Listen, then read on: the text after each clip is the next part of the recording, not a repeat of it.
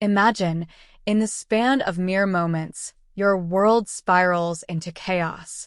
One moment, you're engaged in a mundane conversation, and the next, your body seems to betray you, seizing control in a terrifying display of fragility. This isn't a mere inconvenience. It's a stroke, an ominous warning from within that signals the urgent need for immediate medical intervention. As the fifth leading cause of death in the United States, stroke is not just a statistic. It's a harrowing reality that alters lives in an instant. Learn from this true-life story from someone whose loved one was betrayed by stroke. It was a day like any other when I was driving to work. I received a call from my sister with terrible sad news. My niece had passed away after being rushed to a hospital. I was in shock and speechless and not believing what I heard. Like so many, life went to a standstill. It turned out that she suffered from a severe headache that kept on getting worse with time. She passed on due to a kind of stroke called subcutaneous hemorrhage. This is a story that has happened to so many families, and there is a desperate need to talk about it. So, what is stroke? Stop guessing what a stroke is. Let's break it down and uncover who named it. A stroke happens when blood that flows to a part of the brain gets blocked or reduced. This can cause brain cells to die because they aren't getting enough oxygen. The term stroke comes from the Old English word stroke, which means to strike. This is because a stroke can hit suddenly, like a lightning strike, and leave a lasting impact. It was first coined in the 1600s by a doctor named Jacob Webfer. Jacob Webfer describes how sudden brain attacks can strike a person down, making the term stroke stick. So next time you hear a stroke, remember it is not just a medical term. It is a reminder of how crucial it is to keep our brains healthy and the history behind it. Let us learn from people who have experienced stroke. Please watch this video and share with others. The Tulsa, our, the Tulsa Air and Space Museum. A news anchor suffers a stroke live on the air. Today at the event. Anchor Julie Chin says she suddenly lost vision in one eye. Then her arm went numb. Then her speech became garbled. The event features live. I'm sorry, something is going on with me this morning, and I apologize to everybody. She says her symptoms came out of nowhere. Here she is right before, feeling great, snapping a spirited photo promoting college football. The Tulsa, Her quick-thinking colleagues recognized something was wrong and called 911. Let's just go ahead and send it on over to meteorologist Andy Brown. The newscaster says tests at the hospital showed she suffered the early stages of a stroke. In a Facebook posting, she says, "There are still lots of questions and lots to follow up on, but the bottom line is I should be just fine." Experts say more and more younger women are suffering from strokes. And now former NCIS actress Paulie Perrette just revealed she had a massive stroke 1 year ago. It's the 1 year anniversary since I had a stroke, and I'm still here. Supermodel Hailey Bieber, the wife of Justin Bieber, is another example of a young woman who suffered a stroke. Strokes can happen in younger people, and we're seeing this increasingly. Dr. Rigvet Tadwalker says oral contraceptive use and other factors are leading causes.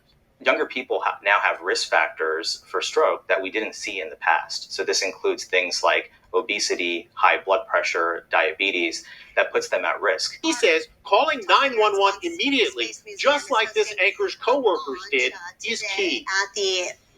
At the event. Thank you, Linda. Nearly 800,000 people suffer strokes each year, right? That's a lot of people. It's a lot of people. And you know what? Seconds count when someone shows symptoms of a stroke. All right, now there's a new way to give patients the treatment they need before they even step foot in the hospital. It's an interesting new thing, and we want you to get this look at it. This is the first such ambulance on the East Coast. This high-tech emergency room on wheels is equipped with a CT scanner. It can detect if a patient is suffering a stroke before they even get to a hospital. The quicker we get to the patient, the more life-saving it can be. Those few seconds can determine whether or not someone suffer severe disability or even death if we don't get to them in time. This mobile stroke unit is manned by a highly skilled team, including a stroke neurologist. Only 6 of these ambulances exist across the country. Now one of them is right here. New York Presbyterian treats more than 2,000 stroke cases every year, one of the highest volumes in the world. Strokes can be debilitating. The goal with this new unit is to prevent permanent damage. We are beginning intensive treatment for these patients before they ever get to the hospital. So by the time they arrive, they have already received their treatment and they're well on the way to recovering. All right, the mobile stroke unit started taking patients earlier this month. It's pretty fantastic. The hospitals hope to add additional units in the near future. Wouldn't that be great? Yeah. And really identifying the warning signs of stroke, it really can be difficult. Yeah, we're joined this morning by supermodel Claudia Mason, who was actually a stroke survivor.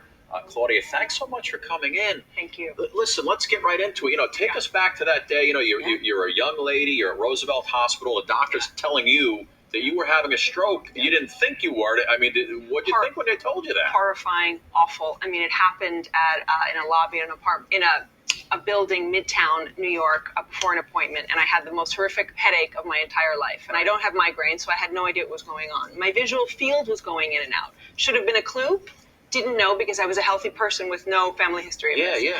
So when finally I went to the hospital the next day, don't do this, don't ever do this. You have to catch these symptoms, which I'm about to tell you the acronym, and you never go to sleep and wake up. It's amazing that I'm okay and I'm here. Yeah, so tell but us when the acronym. doctor said, right, so the acronym is, there's so much to tell you, so I have to pace. FAST, F-A-S-T, right? So F is for face drooping.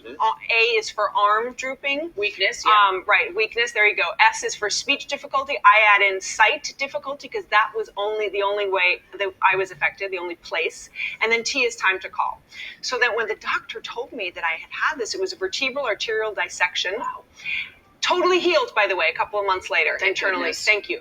Have a little visual field deficit still to this left side of my visual field, but that was the only place that I was hit, as I say. No cognitive fallout, no muscular. Wow. And you were saying if you had gotten to sleep and not really thought about what was going on, you don't know what would have been on the other side. Listen, we are hearing about FAST, that acronym, time and time again. Yeah, You're listening it's on to the radio all and the everything time like now, that. right? Why is this now your mission? And what are your hopes that also this CT scan that's now in ambulances? Yes. How is this going to help improve everything? Well, I don't know about this it sounds fantastic, this new device. Yeah.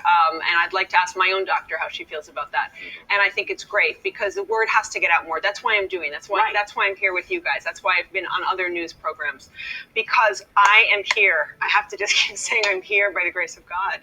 I am a healthy person with no family history from a freak accident in a dance class because I whipped my head around in a jazz class. And in that moment, that is unbelievable. 1 in a million shot of this happening. So why am I doing this? Because if I can help people go, oh my God, don't do what I do. If you have a horrible headache and you see rainbow colors and your vision is going in and out, and that's never happened to you before, don't just go home like I did. That is wild. Yeah. Now, I think I'm here also to say that. This Saturday is World Stroke Awareness Day, so we're spreading the word for this Saturday as well. And you can still get your book, Finding the Supermodel in It's You. fantastic. It has so much compelling narrative. I wrote it by myself, great pictures, and great advice for anyone, no matter whether they want to be a model or not. Yeah, Love it. and you know what? You're taking your work from the catwalk, not only inspiring others, but really making this your life mission and making sure other people don't survive and come out on the other side alive. Well, can I just say, because a stranger helped me at that point when I had a horrible headache, and she said, I think you should call 911. And I said, oh, stop it. I'm fine. I'm going to go home. No, she recognized something that I didn't listen to. So Please even share if it's this not video happening to you or help your family, others you stay can help a informed stranger. and Glad you're empowered. feeling well. Thank Wishing you you. blessings and inspiration on your journey. Goodbye for now.